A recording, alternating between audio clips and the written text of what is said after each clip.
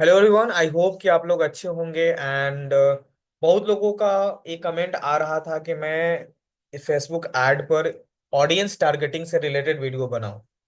तो मैं लेकर के आ गया हूं। एंड हमने एक चार्ट क्रिएट किया है और इसमें पूरा हमने डिस्क्राइब किया है।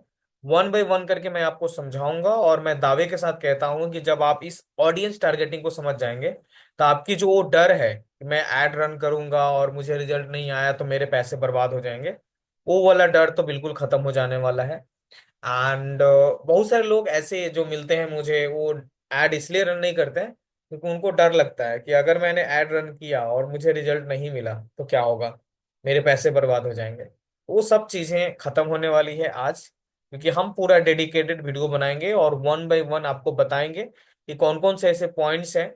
अगर आप इसे ध्यान रखते हो तो जब आप ऐड रन करोगे तो आपको कोई भी नुकसान होने वाला नहीं है। अगर आप 1 रुपया लगा रहे हो तो आपके पास इतना क्षमता होगा कि आप 5 रुपया रिटर्न लेकर के आओगे। बस आपको इस वीडियो को पूरा देखना है। एंड वीडियो अगर आपको अच्छा लग रहा है तो ही लाइक करने की जरूरत है, नहीं तो आप जा सकते हैं, डिसलाइक करके भी जा सकते हैं आप। ठीक है। सो वीडियो को हम शुरू करते हैं। एंड ऑडियंस टारगेटिंग को पूरा आपको डिटेल हम समझाते हैं कि ऑडियंस टारगेटिंग क्या होती है। देखो, ऑडियंस टारगेटिंग का मतलब ये होता है कि जब भी आप एड रन कर रहे हो तो आपकी जो प्रोडक्ट या सर्विसेज है वो किसको दिखाना है। यानी मान के चलो कि मैं एक डिजिटल प्रोडक्ट बिजनेस स्टार्ट कर रहा हूँ। ठीक है। एंड मुझे डिजिटल प्रोडक्ट सेल करने हैं। तो मेरे ऑडियंस कौन होंगे, मेरे टारगेटिंग ऑडियंस कौन होंगे? वे लोग होंगे जिनको डिजिटल प्रोडक्ट की आवश्यकता होगी, जैसे कि उनको रील बंडल की आवश्यकता हो सकता है, उनको टेम्पलेट की जरूरत हो सकती है, उनको साउंड इफेक्ट की जरूरत हो सकती है, या कोई कोर्स की जरूरत हो सकती है। वो मेरा टारगेट ऑडियंस होगा। ठीक है। तो देखो, मार्केट में क्या होता है ना कि मैक्सिमम लोग जब एड रन करने जाते हैं तो वो ना सभी को अपना ऑडियंस मान लेते हैं। Every one is my audience, ऐसा नहीं होता। वर्ल्ड में 800 करोड़ से ज्यादा आबादी है और आप एक डिजिटल मार्केटिंग का कोर्स सेल करने जा रहे हो तो आप सबको थोड़ी ना ऐड दिखाओगे। आप उन चुनिंदे लोगों को दिखाओगे जो डिजिटल मार्केटिंग के रिगार्डिंग सर्च कर रहे हैं इंटरनेट पर, या उनको बेसिकली जरूरत है उस चीज को। तो आप ये बात ध्यान रखिए, अपने दिमाग में बैठा लें कि आपका हर एक कोई आपका ऑडियंस नहीं हो सकता है। तो सबको टारगेट करना छोड़ दो, क्योंकि जब आप ओपन टारगेटिंग करते हो या सबको टारगेट करते हो तो उसमें बच्चे, बूढ़े, नौजवान सब कुछ आ जाते हैं जिनको जरूरत नहीं भी हो उनको ऐड दिखता है। तो सबको ऐड दिखा करके अपने जो ऐड के जो खर्चा है उसको बढ़ाने की क्या जरूरत है? क्योंकि आपको भी पता है कि फेसबुक पर 1,000 लोगों पर आपसे चार्ज करता है। एक कोई एस्टिमेट नहीं है, लेकिन ये फिक्स नहीं है आप कह सकते हो। लेकिन फेसबुक आपसे ऐसे चार्ज करता है पर 1,000 पर्सन के हिसाब से। हो सकता है कि फेसबुक आपसे पर 1,000 पर्सन पर 1,000 रुपये चार्ज करे, या पर 1,000 पर्सन पर आपसे 100 रुपये चार्ज करे। अब सोचो, आप उन 100,000 लोगों को, ऐसे 1,000 लोग आपके पास होने चाहिए जो पोटेंशियल हो, जो आपके प्रोडक्ट को परचेज करना चाहें। तो जब वो 1,000 लोग आपके ऐड को देखेंगे तो आपके रिजल्ट आने के चांसेस ज्यादा होंगे, rather देन कि आप उनको ऐड दिखाओ जिनमें आपकी प्रोडक्ट को लेकर के कोई इंटरेस्ट नहीं है। तो इसलिए पहले पॉइंट्स को ये ध्यान रखना है टारगेटिंग ऑडियंस सिलेक्ट करने वक्त, कि आपका हर एक कोई आपका ऑडियंस नहीं है। तो इस बात को ध्यान रखेंगे। ठीक है। दूसरा, क्रिएट ए कस्टमर अवतार। इट मीन्स कि जब आप एड रन करने जा रहे हो तो आपके दिमाग में ना एक अवतार होना चाहिए अपने कस्टमर के लेकर के, कि जो हमारी कस्टमर है असल में वो चाहती क्या है। मतलब उसके इंटरेस्ट क्या है, उनकी आदतें क्या हैं, वो किस सराउंडिंग में रहता है, उनकी क्या डिटेल्स है, ये जानना सबसे ज्यादा जरूरी होता है। तो कस्टमर की छवि आपके दिमाग में होना चाहिए कि जब आप एक फेसबुक एड से रिगार्डिंग कोई कोर्स सेल कर रहे हो तो आपके दिमाग में जरूर होना चाहिए कि आपका जो ऑडियंस है वो या तो फेसबुक एड पर लीड जनरेट करने के लिए सर्च कर रही है, या कोई ऐसे चीज बेचना चाहती है जिसके लिए उसको फेसबुक ऐड की जरूरत है और वो सीखना चाहता है। तो आपके दिमाग में जब ये आइडिया रहेगा ना तो फिर आपके लिए बहुत ज्यादा आसान हो जाएगा आपके प्रोडक्ट को सेल करना। तो दूसरी चीज आपको अपने दिमाग में रखनी है कि आप कस्टमर का अपना अवतार क्रिएट करके रखें। अब ये कस्टमर का अवतार जो है आप तीन बेसिस पर कर सकते हो। उसकी डेमोग्राफी के हिसाब से, अब डेमोग्राफी में क्या होता है कि उसकी एज क्या है, उसकी जेंडर क्या है, मेल है फीमेल है, उसकी लैंग्वेज क्या है, वो हिंदी जानता है या कन्नड़ जानता है या तेलुगु जानता है कि नहीं, वो भोजपुरी जानता है, कौन सा लैंग्वेज जानता है वो, ठीक है। उसकी लोकेशंस, यानी वो कहाँ पे रहता है, गांव में रहता है या शहर में रहता है। अगर आप इनके बिहेवियर को समझ जाओगे तो आपके लिए बेचना ज्यादा आसान हो जाएगा, ठीक है।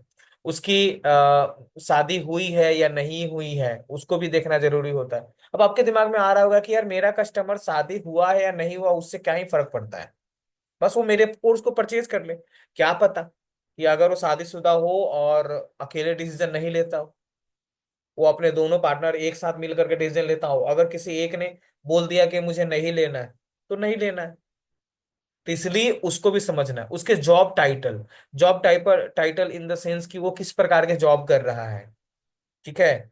वो अगर उसके जॉब के बारे में इंफॉर्मेशन मिल जाएगी तो उससे आप अच्छे खासे प्रोडक्ट को सेल कर सकते हो। उसके अलावा उनके इनकम लेवल, यानी कि उनकी इनकम क्या है, इनकम इन द सेंस कि अगर सोचो आपके कस्टमर की सैलरी है 30,000 पर मंथ और आप उनसे 20,000 का प्रोडक्ट सेल करना चाहते हो, तो जाहिर सी बात है कि लेने के चांसेस बहुत कम होंगे क्योंकि उनकी सैलरी बहुत कम है। लेकिन सोचो अगर किसी कस्टमर की सैलरी 1 लाख है और उनसे आप 5,000 या 10,000 के प्रोडक्ट सेल कर रहे हो, तो वहां पे चांसेस ज्यादा बढ़ जाता है प्रोडक्ट को खरीदने के लिए। तो इसलिए डेमोग्राफी में उनके इनकम को भी समझना जरूरी है। तो जब भी आप कोई प्रोडक्ट सेल कर रहे हो तो उस केस में आपको इनकम ही देखना जरूरी होता है, ठीक है। आपके अगर प्राइस 1,000 रुपए की है तो आप देखो कि आप उन लोगों को टारगेट करो जिनकी मंथली इनकम 20,000 से ज्यादा हो, तो उस केस में परचेज होने के चांसेस ज्यादा बढ़ जाते हैं। उसकी एजुकेशन लेवल, वो कितना पढ़ा लिखा है, ठीक है, पढ़ाई भी जरूरी है। सोचो मान के चलो कि आप फेसबुक ऐड की कोर्स सेल करने जा रहे हो, ठीक है, और आपने उनको टारगेट कर दिया जिनकी लेवल 12th क्लास तक है और वो ऐड के बारे में बिल्कुल नहीं जानता है। तो जब आप उनको टारगेट कर दोगे तो जाहिर सी बात है कि ऐड उनको दिखेगा, लेकिन वो कोई एक्शन नहीं लेंगे। तो ऐड दिखाने का चार्ज तो फेसबुक आपसे ले लिया, लेकिन आपको कोई फायदा नहीं हुआ। तो इसलिए ये जरूरी होता है। कस्टमर का अवतार क्रिएट करने वक्त दूसरी चीज ये होती है कि उसकी बिहेवियर को पता करना, ठीक है, कि उसकी चॉइसेस क्या है, वो किस तरीके की गाड़ी में घूमना पसंद करता है, किस तरीके के डिवाइस यूज करता है, क्या वो आईफोन यूज करता है या एंड्रॉयड यूज करता है, ये भी जानना सबसे ज्यादा जरूरी होता है। उसकी बाइंग कैपेसिटी क्या है, यानी कि वो कोई भी सामान को जब खरीदने जाता है तो ज्यादा सोचता है उसके बाद खरीदता है, या उसने उसको पसंद आई और उसने ले लिया, ये भी सबसे ज्यादा जरूरी होता है। कभी कभी देखो फेसबुक के पास ना ये भी डेटा अवेलेबल है कि कौन से ऐसे ऑडियंस है जिनकी परचेजिंग क्षमता हाई है, यानी कि उसने एक बार ऐड देखी या 2 बार ऐड देखी और उसने सामान खरीद लिया। कुछ कस्टमर ऐसे होते हैं जिन्होंने सामान 10 बार ऐड दिखाने के बाद भी वो नहीं खरीदता, और अगर उसने खरीद भी लिया तो फिर रिटर्न कर देता है। तो इसलिए उसकी बाइंग पैटर्न को भी समझना जरूरी होता है, और आप इसे टारगेट करते हैं तो आपको अच्छा खासा रिजल्ट मिलेंगे, ठीक है। उसके अलावा वो कितने इवेंट में अटेंड करता है, किस प्रकार के इवेंट में अटेंड करता है वो जरूरी है ना। कौन कौन से स्थान पर जाकर के जाता है घूमने, ये क्या वो टूरिस्ट प्लेस पर ज्यादा घूमना पसंद करता है या कभी कभी बिजनेस वेबिनार में जाना पसंद करता है, ठीक है। इस तरीके के चीजें अगर आप टारगेट करेंगे तो आपके लिए ज्यादा आसान हो जाएगा। आप सोचो कोई भी कस्टमर को बिजनेस इवेंट पसंद करना, अटेंड करना बहुत ज्यादा अच्छा लगता है, तो उनके लिए बिजनेस से रिलेटेड प्रोडक्ट सेल करना बहुत ज्यादा आसान हो जाएगा। कोई आदमी जो है वो इंटरटेनमेंट के लिए मूवी थिएटर में हमेशा जाता है, तो अगर आप मूवी थिएटर से रिलेटेड कोई कोर्स सेल कर रहे हो तो उसमें वो आपके परचेजिंग क्षमता ज्यादा बढ़ जाएगा, ठीक है। उसके अलावा आप ये भी पता करो कि किस प्रकार के वो ऐप यूज करता है, क्या ज्यादातर वो इंस्टाग्राम यूज करता है, फेसबुक यूज करता है या यूट्यूब यूज करता है।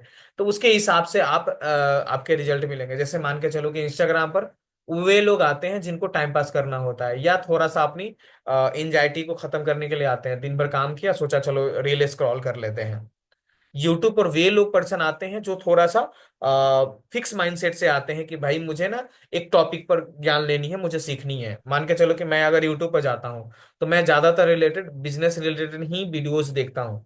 तो अगर मुझे कोई टारगेट करना चाहे कि मैं बिजनेस से रिलेटेड अगर उसकी कोई प्रोडक्ट है तो वो मुझे टारगेट करेगा किस बिहाफ पर, कि मैं यूट्यूब ज्यादा यूज करता हूँ, ठीक है। समझ में आई बातें। तो ये दूसरी चीज हो गई कस्टमर के अवतार को क्रिएट करने वक्त। तीसरी चीज इंटरेस्ट। जब भी सामान आप बेच रहे हो तो उसमें इंटरेस्ट होना अति आवश्यक होता है। सोचो, मान के चलो कि आपने फेसबुक एड से रिलेटेड कोई कोर्स बनाया, ठीक, एंड हुआ यूं कि कस्टमर को आपने टारगेट किया, सारे उसके बिहेवियर टारगेट किया, डेमोग्राफी टारगेट किया, एंड आपने इंटरेस्ट ऐसा रख दिया जो बिहेवियर और डेमोग्राफी तो मैच करता है लेकिन इंटरेस्ट मैच नहीं करता है। ठीक है, जैसे मान के चलो कि कोई बंदा ऐसा है जिसको बुक से रिलेटेड या ऐसे वीडियो, छोटे छोटे वीडियोस पसंद है, और आप लंबे लंबे वीडियो उनको प्रोवाइड कर रहे हो, तो आपके प्रोडक्ट को नहीं परचेज करेंगे। ठीक है, उनके इंटरेस्ट, वो किस प्रकार के इन्फ्लुएंसर को फॉलो करते हैं, किस प्रकार के वो किताब पढ़ते हैं।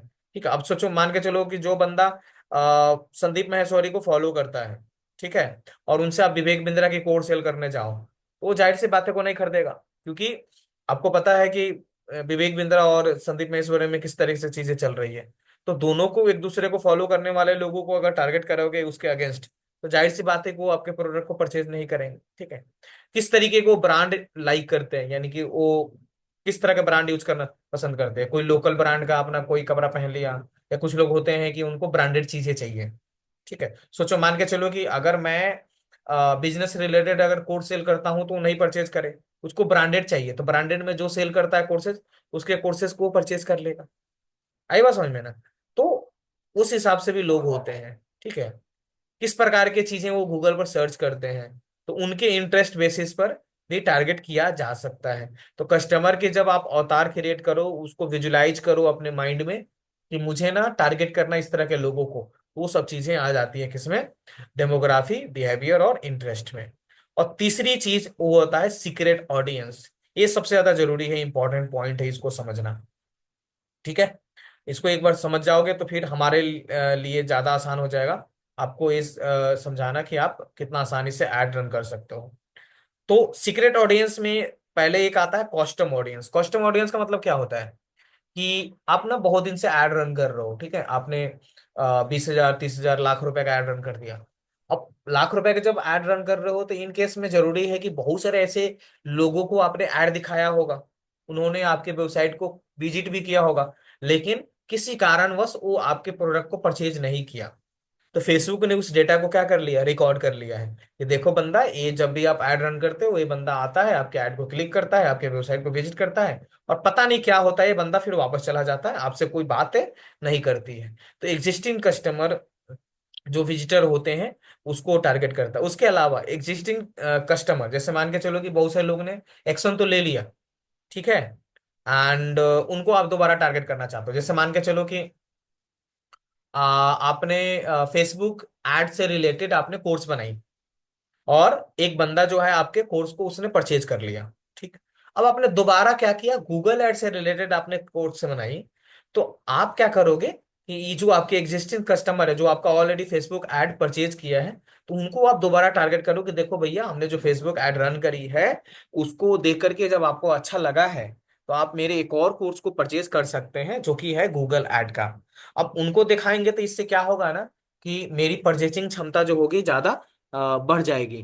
क्यों? क्योंकि बहुत सारे ऑलरेडी जो हमारे कस्टमर है वो हमारे प्रोडक्ट की यूज कर रहे हैं, तो दूसरी बार जब उनको हम टारगेट करेंगे तो जाहिर सी बात है कि मुझे खर्चे कम लगेंगे एंड प्रोडक्ट सेल होने के चांसेस ज्यादा बढ़ जाएंगे।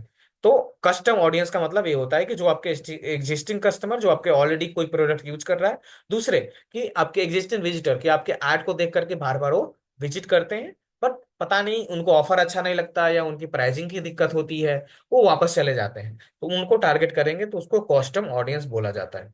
दूसरा होता है look like audience. Look like audience मतलब क्या होता है, जैसे मान के चलो कि आपने एक कोर्स बनाया, फेसबुक ऐड का ही कोर्स मान के चलो बनाया, और आपने ऐड रन करी, ठीक है, और ऐड रन करने के बाद फेसबुक को एक डेटा मिल चुका है कि आपके जो फेसबुक ऐड के जो कोर्स होते हैं, वो किस प्रकार के ऑडियंस ज्यादा परचेज करते हैं। वो यंग होते हैं, उनको बिजनेस से रिलेटेड कंटेंट देखना ज्यादा अच्छा लगता है, उनकी सैलरी 20,000 है, वो बार बार बिजनेस से रिलेटेड ही वीडियोज देखते हैं। तो वो क्या होता है कि इस तरह के ऑडियंस का डेटा आपके पास है, तो आपने फेसबुक को बोला कि देखो, ये 4-5 क्वालिटी वाला बंदा है, ठीक है, और मेरे को ना एक नया प्रोडक्ट मैंने लॉन्च करी है जिससे गूगल ऐड का, तो तुम ना इस तरह के ऑडियंस को टारगेट करो जिनको इस तरह का बिहेवियर है, और फेसबुक को ज्यादा आसान हो जाएगा आपके ऐड को सही ऑडियंस के पास दिखाना। क्यों? क्योंकि आपने उनको बता दिया कि देखो मेरे पास ऑलरेडी डेटा रिकॉर्डेड है। ठीक है? तुम इसी प्रकार के जो मिलता जुलता ऑडियंस है, जैसे जो बिजनेस से रिलेटेड कंटेंट ज्यादा कंज्यूम करते हैं, तो इंटरनेट पर एक थोड़ी ना, बहुत सारे लोग हैं। तो आपने उनको एक एग्जाम्पल दे दिया कि देखो इस तरह के बंदा को ही ऐड दिखने चाहिए, तो फेसबुक आसानी से अच्छे लोगों को टारगेट कर देता है, जिससे क्या होती है कि आपके रिजल्ट आने के चांसेस बढ़ जाते हैं। बात समझ में आई? उसके बाद आता है एक्सक्लूड। एक्सक्लूड यानी इन द सेंस क्या होता है कि सोचो, मान के चलो कि आपने एक लोकेशन वाइज टारगेट कर दिया कि सोचो पूरा बिहार में हम ऐड दिखा रहे हैं, हमारा फेसबुक ऐड का कोर्स है। अब देखो, जब आपने पूरा बिहार को टारगेट करी या पूरा पटना को टारगेट करा या कोई स्पेसिफिक डिस्ट्रिक्ट या दिल्ली को, नोएडा को आपने टारगेट किया, अब हुआ यूं कि जब ऐड दिखना शुरू हुआ तो फेसबुक क्या करेगा, बच्चे को भी दिखाएगा, बूढ़े को भी दिखाएगा, नौजवान को भी दिखाएगा।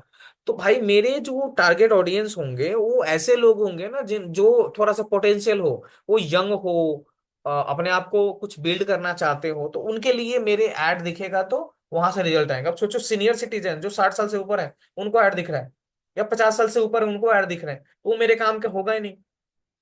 या कोई बच्चे हैं जो इसकी एज 12 से नीचे, 10 से नीचे है, इसको फेसबुक ऐड के बारे में कोई नॉलेज, उसको ऐड दिख रहा है, तो मेरा तो बेकार जा रहा है ना।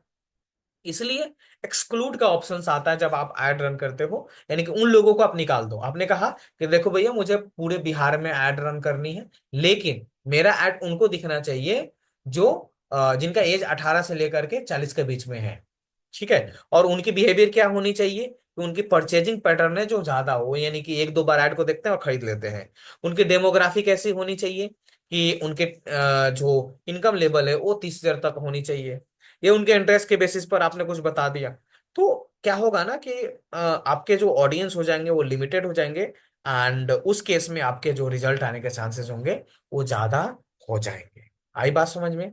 तो टारगेट ऑडियंस बनाने वक्त मुझे इन बातों का ध्यान रखना होता है। आई बात समझ में? तो इस वीडियो को अगर आपने एक बार देखी और आपको लग रहा है कि भाई मुझे ना थोड़ा सा टेक्निकल लेवल पर ज्यादा समझ में नहीं आई, तो आप ना इस पूरे पिक्चर्स को, ठीक है, स्क्रीनशॉट ले लो और उसे एक बार आप देखो। और अगर उससे भी समझ में नहीं आ रहा तो मेरे वीडियो को देखो, एंड देखने के बाद उसको समझने की कोशिश करो, एंड फिर ऐड रन करो। तो ऐड रन करोगे तो वहां से आपको रिजल्ट आने लगेंगे, फिर आपको पॉइंट समझ में आ जाएगा। और फिर आपको ज्यादा चिंता करने की जरूरत नहीं है, क्योंकि मैं और भी रिलेटेड वीडियो लेकर के आऊंगा फेसबुक एड से रिलेटेड। ओके? तो आपको वीडियो कैसा लगा आप जरूर कमेंट करके बता सकते हैं। अच्छा लगा तो लाइक कर देना, और सब्सक्राइब नहीं किया तो सब्सक्राइब कर लेना। मिलते हैं नेक्स्ट वीडियो में। बाय।